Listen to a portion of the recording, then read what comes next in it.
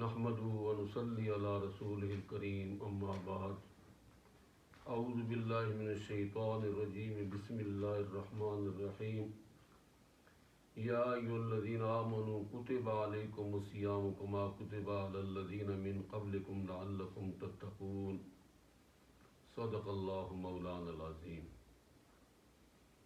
برادران اسلام، معزز سامعین حضرات، رمضان المبارک کی آمد ہے۔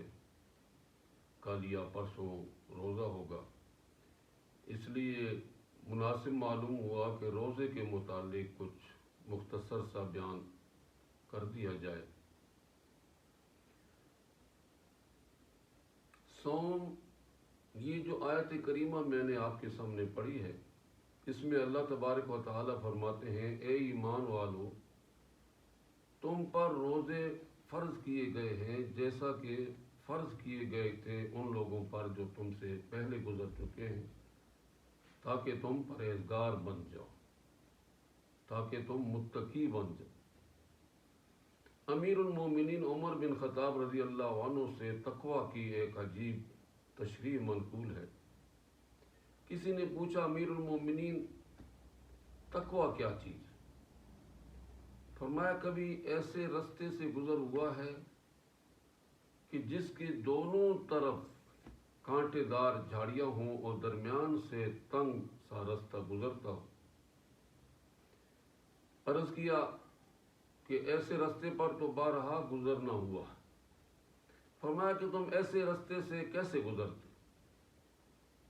اس نے کہا کہ اپنے کپڑے سمیٹ لیتا ہوں اور بچ بچاؤ کرتا ہوا گزر جاتا ہوں۔ فرمایا بس یہی تقوی ہے۔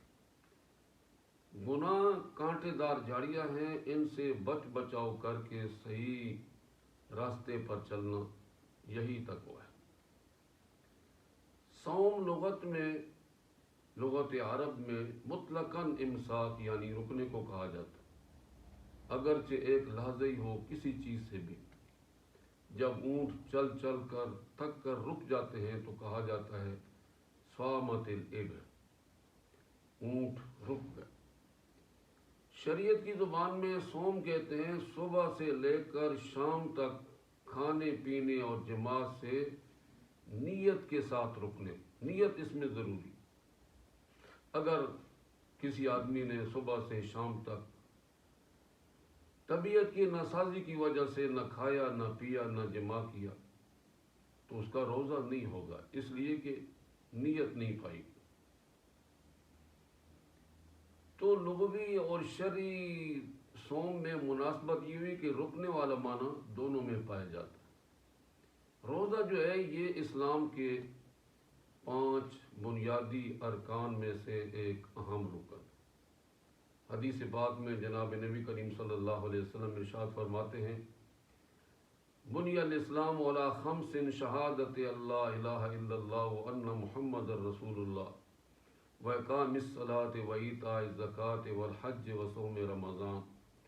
اسلام کی بنیاد 5 چیزوں پر ہے۔ ایک، اس بات کی گواہی دینا کہ اللہ کے سوا کوئی معبود نہیں اور محمد مصطفیٰ صلی اللہ علیہ وسلم اللہ کے رسول، اور نماز قائم کرنا اور زکوٰۃ دینا اور حج بیت اللہ کرنا اور رمضان المبارک کے روزے رکھنا۔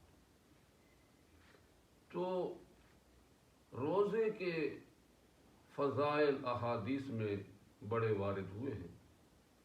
ایک حدیث میں جناب نبی کریم صلی اللہ علیہ وسلم ارشاد فرماتے ہیں کہ جب روزہ دار افطار کے وقت کھانے پینے کی چیزیں اپنے سامنے رکھتا ہے اور انتظار میں ہوتا ہے کہ وقت ہونے پر ان سے افطار کرے گا، تو اللہ تبارک و تعالیٰ بڑے خوش ہوتے ہیں اور فخریہ طور پر فرشتوں سے کہتے ہیں کہ میرے فرشتوں، میرے بندے کی طرف دیکھو، طرح طرح کی کھانے پینے کی چیزیں اس کے سامنے رکھی ہوئی ہیں اور یہ کھا پی بھی سکتا ہے اور اس سے کوئی روکنے والا بھی نہیں، پھر بھی یہ نہیں کھاتا پیتا، یہ صرف میرے خوف اور مجھ سے امید کی وجہ سے نہیں کھاتا۔ تم گواہ رہو کہ میں نے اپنے اس بندے کے تمام گناہ معاف کر دیے۔ ایک اور حدیث میں حضور صلی اللہ علیہ وسلم فرماتے ہیں، الصوم جنہ، روزہ ڈھال ہے، یعنی جس طرح ڈھال کے ذریعے انسان دشمن کے حملوں سے محفوظ رہتا ہے، اسی طرح روزے کے ذریعے شیطان کے حملوں سے محفوظ رہتا ہے، جس کے بارے میں قرآن کریم میں اللہ فرماتے ہیں اِنَّهُ لَكُمْ عَدُوٌّ مُبِينٌ، شیطان تمہارا کھلم کھلا دشمن۔ روزے سے شرما کر انسان غیبت، گالم گلوچ، جھوٹ بولنے سے بچا رہتا، جھوٹ نہیں بولتا، کوئی گناہ کا کام نہیں کرتا، تو روزے کی وجہ سے اس کی حفاظت ہو جاتی۔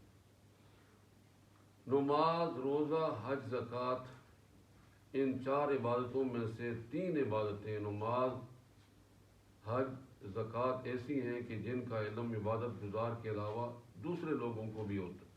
ایک آدمی نماز پڑھتا ہے تو لوگ دیکھتے ہیں کہ یہ نماز پڑھ رہا ہے۔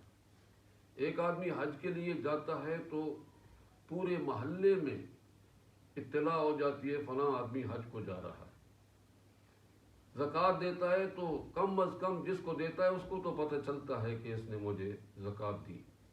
لیکن روزہ ایک ایسی عبادت ہے کہ جس کا علم یا روزہ کو ہے یا اس کے خدا کو، تیسرا آدمی اس پر مطلع نہیں ہو سکتا، اس لیے کہ باقی عبادات کچھ کرنے کا نام ہے اور روزہ نہ کرنے کا نام، نہ کھانا، نہ پینا، جمع نہ کرنا جو ہے یہ تو کوئی ایسی چیز نہیں ہے جو کہ نظر آئے۔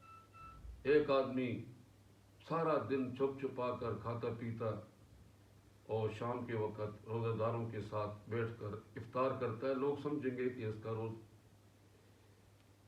تو یہ عبادت چونکہ بے ریا عبادت، اور بے ریا عمل اللہ کو بہت زیادہ محبوب ہوتا ہے۔ اس لیے حدیث قدسی میں، حدیث قدسی اس کو کہتے ہیں کہ جس کا مضمون اللہ کی طرف سے ہو اور الفاظ حضور صلی اللہ علیہ وسلم کے ہو۔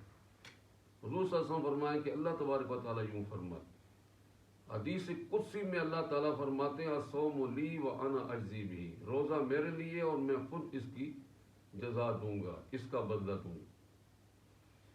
حالانکہ ساری باتیں اللہ کے لیے ہیں، لیکن چونکہ ان میں اظہار ہے اور روزے میں اخفاء ہے، اس لیے یہ عبادت اللہ کے ہاں بڑی عزت کا سبب ہے۔ اس لیے اللہ تبارک و تعالیٰ باقی اعمال کا بدلہ فرشتوں کے سپرد فرمائیں گے اور روزے دار کو خود اپنے دست شفقت سے عنایت فرمائیں۔ تو جب اللہ تبارک و تعالیٰ خود اپنے دست شفقت سے عنایت فرمائیں گے، پھر سوچیں کہ کتنا عظیم بدلہ ہوگا۔ اللہ تبارک و تعالیٰ ہمیں اس سے محروم نہ فرمائے، اور یہ اللہ کا مہمان مہینہ ہے، اس کی بے احترامی سے محفوظ فرمائے، اس کا احترام کرنے کی توفیق عطا فرمائے۔ وآخر دعوانا الحمد للہ رب العالمین۔